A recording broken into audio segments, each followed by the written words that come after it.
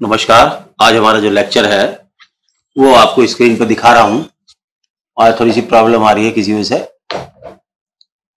Lecture number 114 है। ये investigation कौन करेगा, एंटी करप्शन एक्ट में फाइन क्या होगा और मुकदमे में सैंक्शन के बिना मुकदमा नहीं चल सकेगा। ये सारी बातें आज इसमें डिस्कस की जाएंगी।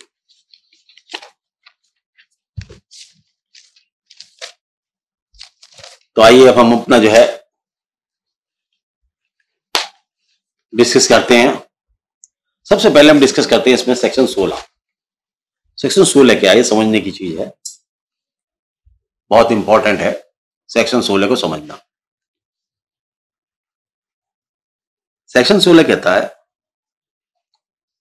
कि जो भी पब्लिक सर्वेंट होगा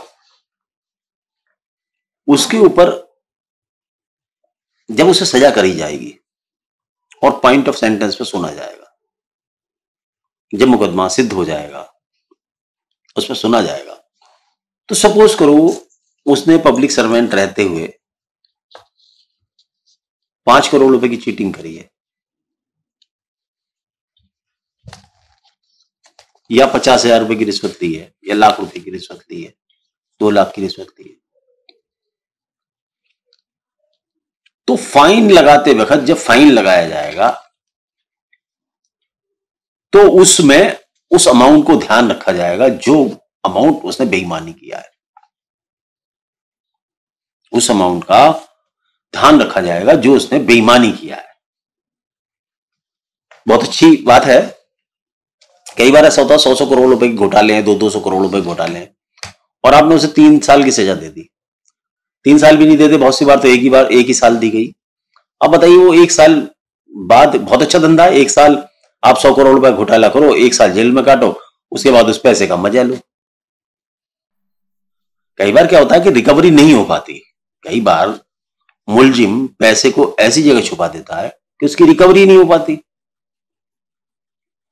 तो ऐसे मुलजिमों को क्या है, पहले तो सख्त सजा की बात करो और फिर उनसे फाइन में उनमें वो पेनल्टी इंपोज करो जो पेनल्टी उन्होंने चीट करी है, जिसकी उन्होंने बेईमानी करी है।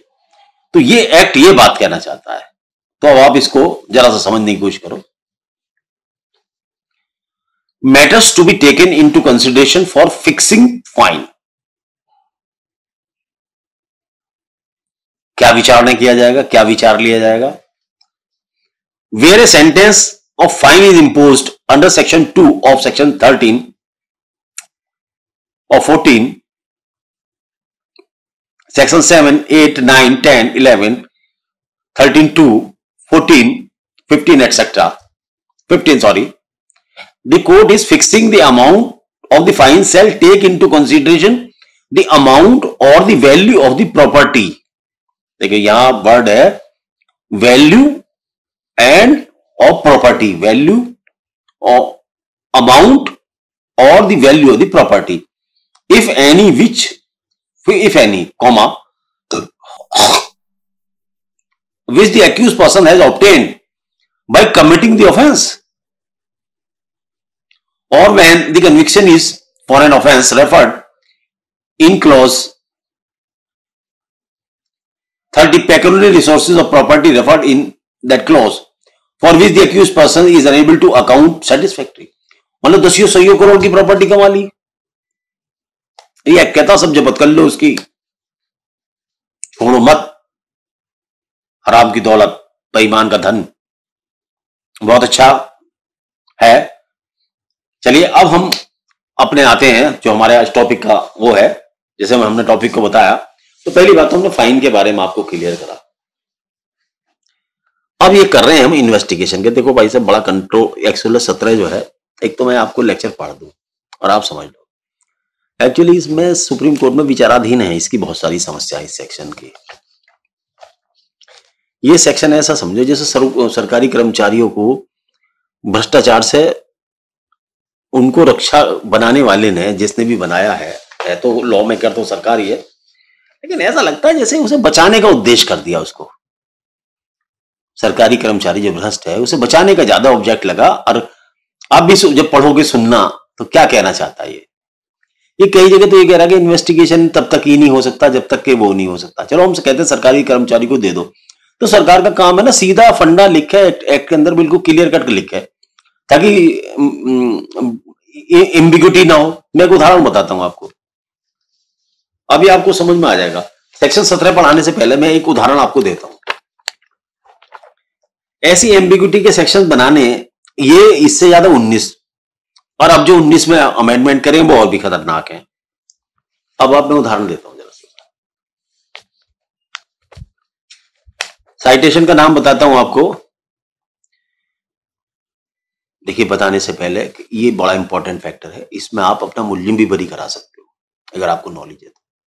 Section 17 relating to investigation, who can investigate in this case, ये मैंडेटरी प्रोविजन है, इसलिए पढ़ाना जरूरी है, अब बताना जरूरी है। ये उदाहरण है Vishnu Kondaji Jadhav versus state of Maharashtra, AIR 1984, supreme court 1670 page, 1994 की साइटेशन है। और Vishnu Kondaji Jadhav versus state of Maharashtra, AIR 1994, supreme court 1670।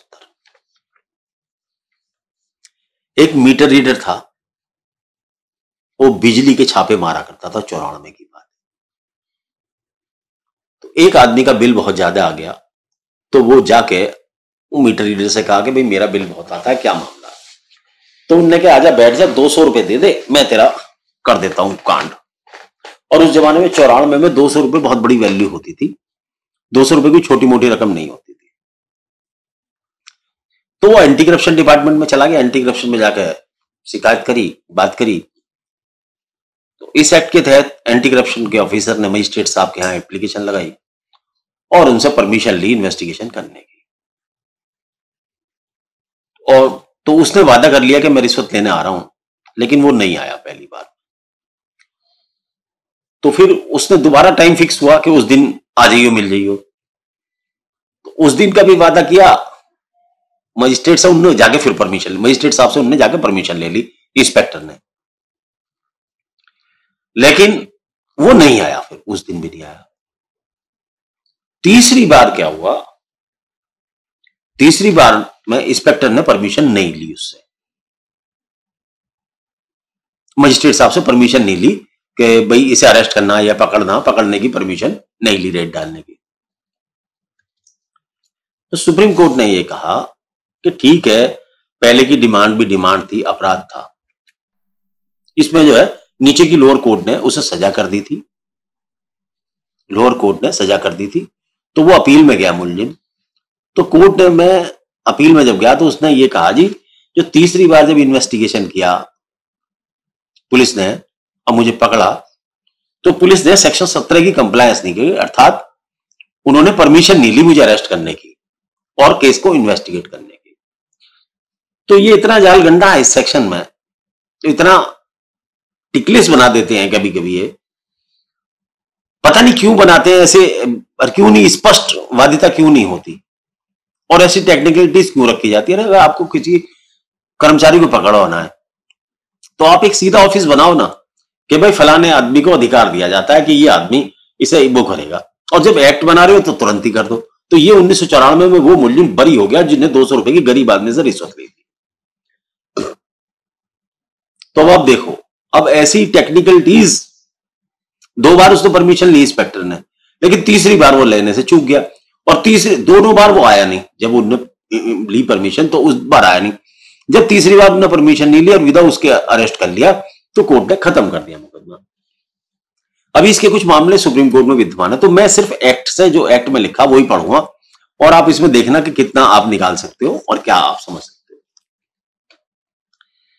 Section 17 की पहली क्लॉज है कि कोई भी अधिकारी जो इंस्पेक्टर से कम रैंक का ना होगा, जैसे दिल्ली पुलिस एस्टेब्लिशमेंट का ऑफिसर है तो कम से कम इंस्पेक्टर रैंक का हो, और यदि दिल्ली का नहीं है, दूसरी इसमें क्लॉज है कि मेट्रोपॉलिटन सिटी का हो। मेट्रोपॉलिटन सिटी अब निकाल दी गई है, अब मेट्रोपॉलिटन का मामला नई संविदा जब से आई है संहिता तब से ये निकाल दिया गया।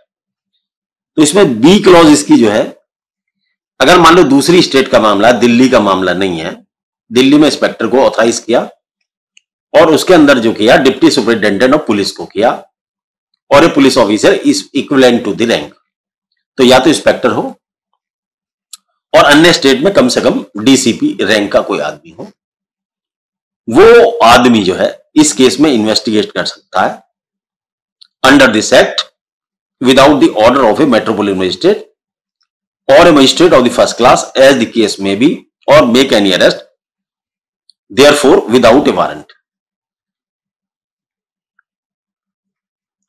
तो यहां ये कह रहा है कि कोई भी व्यक्ति जो इंस्पेक्टर से कम का ना होगा इस केस में इन्वेस्टिगेशन नहीं कर सकता, या कोई ऐसा व्यक्ति जिसे इसके प्रोविजो में कहता है, या कोई ऐसा व्यक्ति, ये मैंने जो उदाहरण बताया था ना, देखो यहां ये इंस्पेक्टर ही है और यहां जो मैंने 94 का ये आपको उदाहरण दिया उसमें ये कह दिया कि इंस्पेक्टर ने तीसरी बार सैंक्शन नहीं दी थी। ये बहुत देर से मैं इसमें डिस्कस कर रहा था, सोच रहा था। अब देखो इसमें लिखा हुआ क्या है, not with standing anything content in code of criminal procedure code 1973, ये तो अब हट गया, अब इसे भारतीय संहिता समझा आप। No police officer below the rank, no police officer below the rank shall investigate any offence punishable under this act without the order of a magistrate. अब ये कह रहा है कि बिना ऑर्डर ऑफ मजिस्ट्रेट के आप नहीं कर सकते। मैं तो ऐसे पढ़ रहा हूं इसको, अब इंटरप्रिटेशन अब कौन क्या करता है, किसका कैसे करता है, मेरा हिसाब से ये, लेकिन इसी इंटरप्रिटेशन में फंसा हुआ है पूरा सेक्शन। कुछ लोग इसे मानते हैं कि पहले परमिशन लेनी चाहिए और बहुत से मानते हैं कि पहले की जरूरत नहीं है, लेकिन क्योंकि वर्ड लिखा है no police officer below the rank shall investigate any offence punishable under this act without the order of a magistrate और a magistrate of the first class as the case may be और make any arrest therefor without a warrant, और warrant बिना लेके arrest भी नहीं कर सकते, warrant भी नहीं कर सकते। तो इसका मतलब पहले इंस्पेक्टर अगर है तो उसको परमिशन लेनी चाहिए, सीधी सी बात तो ये कह रही है सेक्शन। ऐसा सुप्रीम कोर्ट ने ये हेल्ड किया इसमें जो 94 की साइटेशन कि पहले परमिशन लेवे, अगर इंस्पेक्टर रैंक का से कम का नहीं है तो इंस्पेक्टर रैंक का आदमी है तो परमिशन लेवे तो करे। अब इसकी जो प्रोविजो वो क्या कहता है, प्रोविजो क्या कहता है, provided that if A police officer not below the rank of an inspector of police is authorized by the state government in this behalf by a general or special order, he may also investigate any such offense without the order of the magistrate। यहां ये क्या कह रहा है, तो मैं जो समझ रहा हूं, मेरा जो समझ है, यहां जो इस इंस्पेक्टर की बात कर रहा है ये उसकी कर रहा है जिसको स्पेशल ऑर्डर से कोर्ट ने ऑथराइज नहीं किया, सब नंबर 1 वाले सेक्शन में। नंबर 2 वाले सेक्शन जो प्रोविजो में कह रहा है कि भाई अगर जिसको ऑथराइज कर रखा है एंटी करप्शन के लिए वो कर सकता है विदाउट उसके अरेस्ट, ये जो ऑथराइज है। और तीसरा में कहता है ये provided that an offence referred in section b of section 1 of section 13 shall not be investigated without the order of the police officer not below the rank of superintendent of police. ये कहता है कि यदि अभी जैसे मैंने anti corruption section 13 पढ़ा था आपको, इससे पहले जो लेक्चर बनाया गया उसमें सेक्शन 13 पढ़ा गया, उसका बी पढ़ा गया, जब आदमी आय से ज्यादा संपत्ति कमा लेता है।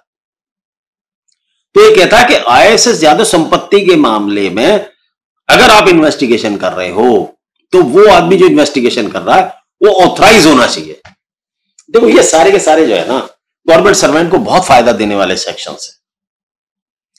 इनके अंदर गवर्नमेंट सर्वेंट बहुत बड़े आराम से बच सकता है, क्योंकि पुलिस को एक्टों की सच्चाई में बताता हूं, वैसे तो मैं ये नहीं कहता, देखो हर पुलिस ऑफिशियल का अपना अपना मामला है, 100 जगह इन्वेस्टिगेशन करता है, 100 जगह जाता है।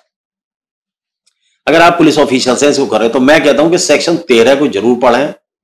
मेरे जितना समझ में आया मैंने आपको समझाने की कोशिश की, क्योंकि मामले इसके सुप्रीम कोर्ट में विचाराधीन है कि कौन इन्वेस्टिगेशन करेगा क्या नहीं करेगा, और थोड़ा सा कंट्राडिक्टिव व्यूज है जुडिशरी के। तो मैं कोई बात आपके ज्ञान में ऐसी नहीं डालना चाहता जो कंट्राडिक्टिव हो। तो मैं ऐसा समझता हूं कि सेक्शन 17 का फर्स्ट पैरा कहता है कि यदि साधारण इंस्पेक्टर है तो उसे मजिस्ट्रेट से परमिशन लेनी चाहिए रेड करने के लिए। पहला जो मैं अपना विचार है। इसका दूसरा जो प्रोविजन है, दूसरा प्रोविजन है, यदि कोई अधिकारी जिसको स्टेट गवर्नमेंट ने नोटिफाइड कर रखा है, अदरवाइज लैंग्वेज ऐसी ना होती एक्ट की, ये this is a matter of interpretation और सीरियस मैटर है। अगर आप ये सोच रहे हैं ना मेरी इस वीडियो को एक बार सुन के समझ जाएंगे, तो मैं दावे से कहता हूं आप नहीं समझ सकते इसको, बारीक बात है। दूसरा ये कहता है यदि कोई व्यक्ति स्पेशली इंस्पेक्टर रैंक का है लेकिन वो गवर्नमेंट से ऑथराइज है सरकारी कर्मचारियों पर रेड मारने के लिए। देखिए पहली बात में इंस्पेक्टर कहा उसने, और दूसरी बात में ये कह रहा है दूसरे उसमें अगर स्टेट गवर्नमेंट ने ऑथराइज कर रखा है इंस्पेक्टर रैंक के आदमी, तो उसे पावर है कि वो विदाउट वारंट भी कर सकता है। मैंने जो साइटेशन पढ़ी थी उसके हिसाब से मैं सेक्शन 1 को इंटरप्रिटेट कर रहा हूं आपको, लेकिन फिर भी ये आगाह कर रहा हूं कि आप if you are a police official you should gone through the citation, latest citation of supreme court on this point oblique section 17 of prevention of corruption act. Next, यहां उसने स्पेशल पावर वाले को जिसको ऑथराइज कर रखा उसको तो red की पावर दे दी है और विदाउट वारंट दे दी है, विदाउट वारंट अरेस्ट की पावर दे दी है। लेकिन मैं समझता हूं जो लोकल इंस्पेक्टर है या ऐसे इंस्पेक्टर है उनकी बात चल रही है ये इसमें। दूसरा, और वो खास करके वो दिल्ली पुलिस की इंस्पेक्टर की चल रही है, या और दूसरी स्टेट में सुपरिटेंडेंट ऑफ पुलिस की चल रही है, डिप्टी सुपरिटेंडेंट पुलिस की। तो ये मैं समझता हूं। तीसरी बात ये कहती है कि सेक्शन 13 के पोर्शन बी में यदि परमिशन, जब तक सुपरिटेंडेंट से परमिशन ना ले ली जाए इन्वेस्टिगेशन की, तब तक इन्वेस्टिगेशन नहीं हो सकता। अब इसमें एक सेक्शन और अमेंड किया 2018 में गवर्नमेंट ने, 17A और जोड़ा है, उसको जरा मैं आपको और क्लियर करता हूं ताकि आपको फंडा क्लियर हो। थोड़ा सा टाइम टेकिंग है भाई साहब, ये एक एक सेक्शन टाइम टेकिंग है इसका। आप सोचे ना, देखिए एक सेक्शन नहीं हुआ 17 मिनट चलेगा इसमें लेक्चर के। बहुत मेहनत करनी पड़ती है मुझको आप लोगों के लिए, और ये स्पेशली सीनियर पुलिस ऑफिसर्स के लिए लेक्चर मेरा बहुत इंपॉर्टेंट है। क्योंकि देखिए आप इन्वेस्टिगेशन कर रहे हैं और सजा ना हो मुलजिम को तो फायदा नहीं आपके इन्वेस्टिगेशन का, आपका वर्क बेकार है। Section 17A, no police officer shall conduct any inquiry or investigation into any offence alleged to have been committed by a public servant under this act where the alleged offence is relatable to any recommendation made or decision taken by such public servant in discharge of his official function or duties without the previous approval। अब 17A में जो इन्होंने ये add कर दिया central government ने, वो ये कर दिया कि इंक्वायरी और trial investigation relatable to the recommendation made और decision taken by a public servant in discharge of official duty के जो मामले हैं। अगर कुछ मामले ऐसे हैं जिनके अंदर उसने क्या डिसीजन लिया, ये डायरेक्ट रिश्वत का मामला नहीं है, ये ऐसा मामला है जैसे ये कोई रिकमेंडेशन दे दी या कोई डिसीजन लिया और उसमें लगता है कि डिसीजन जो है किसी थर्ड पार्टी को रिश्वत देने को फायदा पहुंचाने के लिए लिया और वो क्वेश्चन में आ जाते हैं, तब उसके लिए वो कहते हैं कि भाई सबसे पहले ऐसे केसेस की इन्वेस्टिगेशन के लिए आपको परमिशन लेनी चाहिए। बिना परमिशन, ये इतना मतलब ये तो गवर्नमेंट सर्वेंट को फायदा देने वाला सेक्शन है ये, मैं तो यही कहूंगा। और गवर्नमेंट ने खुद ही जो है एक तरफ तो कहती है कि चोरों को पकड़ो और दूसरी तरफ ये ऐसे एम्बार्गो टेक्निकल लगा रखे हैं कि आपको पकड़ना भी भारी हो जाएगा। अब देखिए लेकिन चलो गवर्नमेंट है, वो जैसा करती है, हम तो सिर्फ बातें हमारा, हमें तो लॉ देखना है। तो भाई साहब ये आप नियम समझ लें कि अगर कोई आदमी इंक्वायरी, कोई पुलिस ऑफिशियल कोई inquiry investigation of offense related to recommendation made or decision taken by the public servant in discharge of official function or duty, यदि है तो भैया प्रायर अप्रूवल लेनी पड़ेगी आपको इन्वेस्टिगेशन करने से पहले। आगे क्या कहता है ये भी सुन लो। In the case of a person who is or employed at the time when the offense was alleged to have been committed in connection with the affair of union government, यदि यूनियन गवर्नमेंट का कर्मचारी था अर्थात central government का कर्मचारी था, तो central government से लो भाई साहब परमिशन, तब इन्वेस्टिगेशन करो। ये घोटालों के केस हैं ये सारे, ये केस क्या है, घोटालों के केस है। इसमें बड़े ब्यूरोक्रेट्स इन्वॉल्व होते हैं, इसलिए इसको टेकलिस्ट और टिपिकल बना दिया गया है। इसकी क्या मंशा है, क्या चाहते हैं इससे, ये आप देखना, एक बार को इंटरप्रिटेशन देखना, बस मैं पढ़ देता हूं आपको। In the case of person who is employed at the time, आ गया। दूसरा देखे, अगर स्टेट गवर्नमेंट का तो स्टेट गवर्नमेंट वालों से परमिशन लो भाई साहब। अब आगे और देखो जरा सा कमी क्या है, या उस अथॉरिटी से लो जो उसे डिसमिस कर सकती है, या तो केंद्र सरकार से लो या राज्य सरकार से परमिशन लो ऐसे मामले में जहां पे कोई डिसीजन गलत लिया है, जैसे शराब घोटाले या इनमें घोटाले में जो डिसीजन लिए गए हैं, तो इसकी परमिशन कहां से मिले, ये बता रहा है ये सेक्शन। प्रोवाइडेड, ये इतना एक्ट, ये एंटी करप्शन एक्ट इतना आसान नहीं है, बहुत टेक्निकल है। फिर क्या कह रहा है जनाब, या उससे लो जो उसे सस्पेंड कर सकता है, टर्मिनेट कर सकता है उस अधिकारी को। तो इनने हमें 3 ऑफिसर्स के बारे में बताया, 3 साधनों से हमें लेनी पड़ेगी, और आप नहीं समझ सकते मेरी बात को।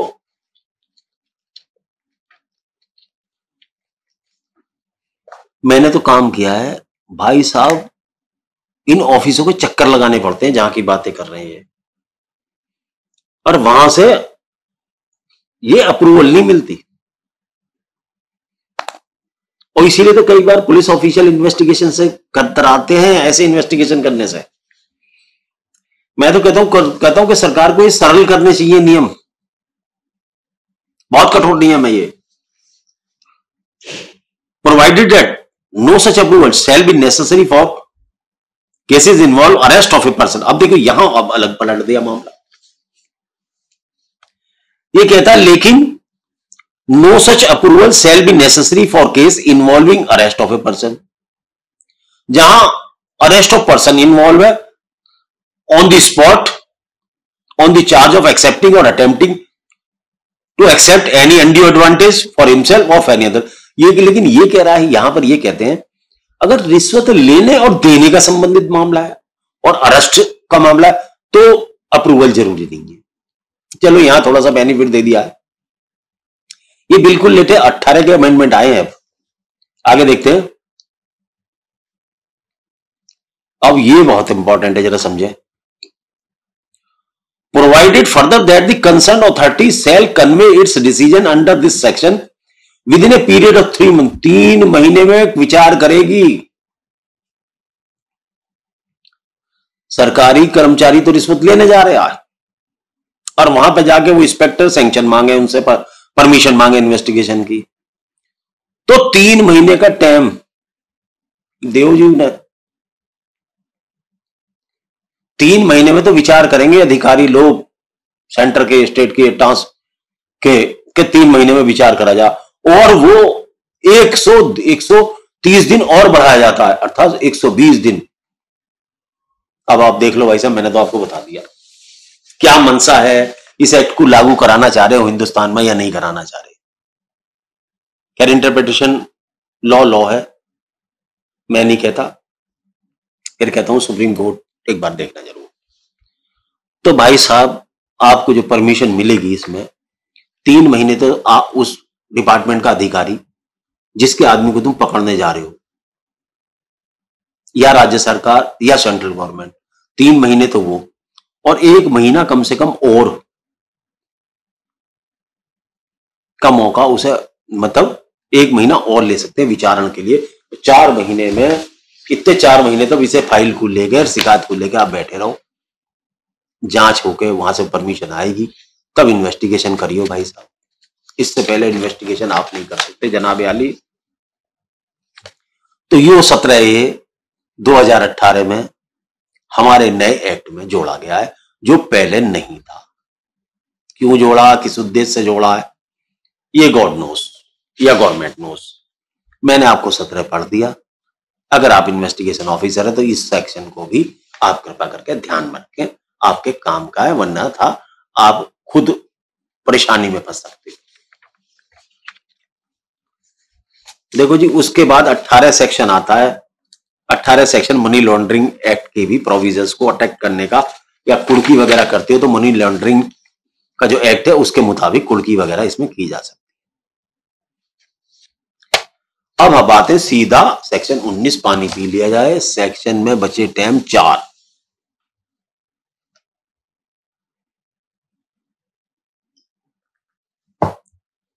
सेक्शन 19 और सुन लो साहब आप।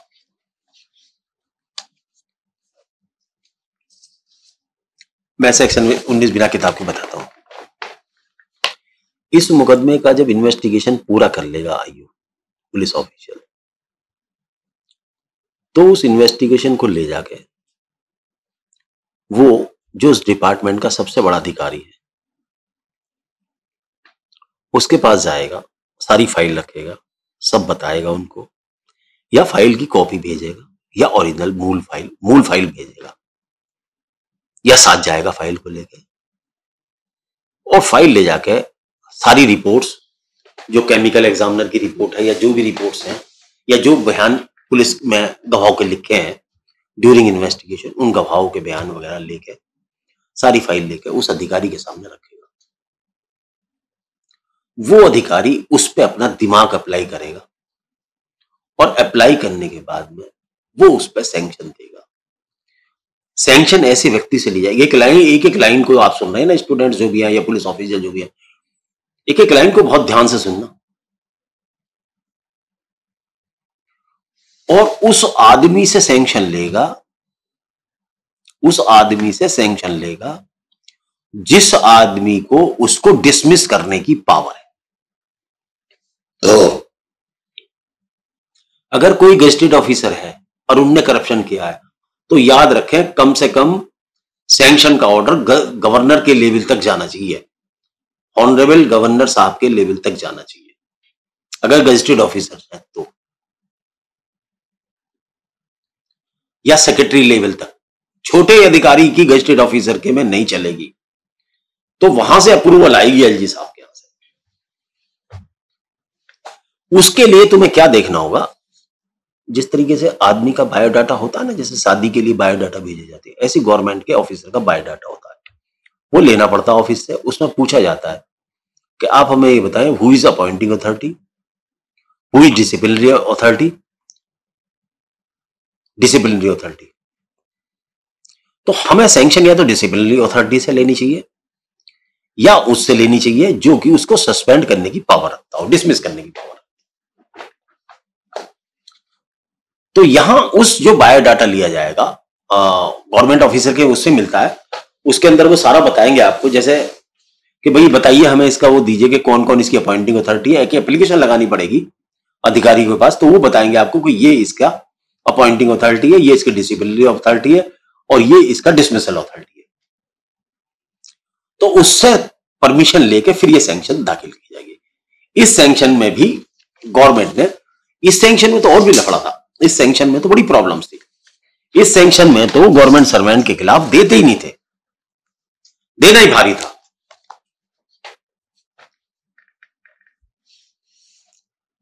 तो ये जनाब अली, इसके अंदर ये लिखा है, जरा सा मैं पढ़ दूं आपको।